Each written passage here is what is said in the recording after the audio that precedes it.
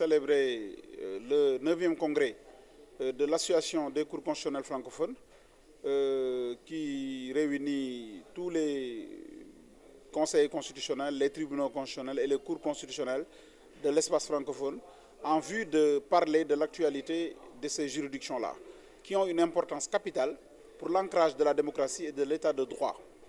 Le Conseil constitutionnel, comme au Sénégal, comme on le connaît, les gens pensent que c'est une juridiction qui ne s'intéresse qu'à l'élection.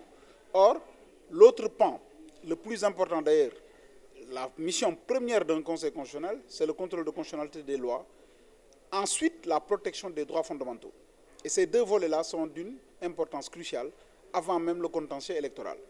Et aujourd'hui, à travers tous les participants, des juges constitutionnels, des enseignants, des professeurs d'université, des experts de droit de l'homme sont ici réunis à Dakar, à l'hôtel Terre-Roby, pour débattre de l'actualité du Conseil constitutionnel et des conseils constitutionnels de l'espace francophone pour essayer de rendre performante cette juridiction en vue de voir les lacunes, les manquements, mais aussi d'aller vers une sorte de cohésion, d'osmose, en vue de se partager nos jurisprudences pour juste l'ancrage de l'état de droit et de la démocratie.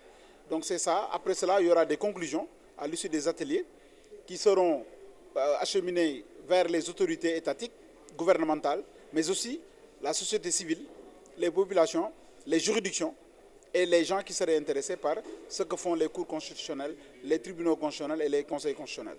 Donc c'est ça, grosso modo, l'objet de la rencontre ici à Dakar, coïncident avec le 9e congrès de l'Association des cours constitutionnels francophones.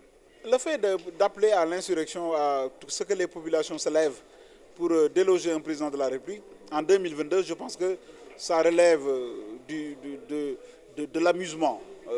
Ailleurs, autrement, ça serait un effarement. Mais je me dis simplement, c'est pour amuser la galerie.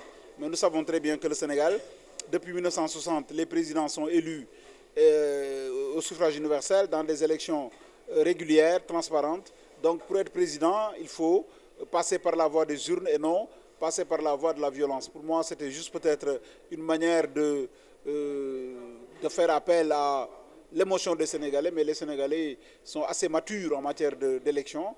Et ainsi, s'il veut être, lui, le leader qu'il incarne, il doit changer de fusil d'épaule, de discours et même de méthode, parce que ce n'est pas comme ça qu'on accède à la magistrature suprême.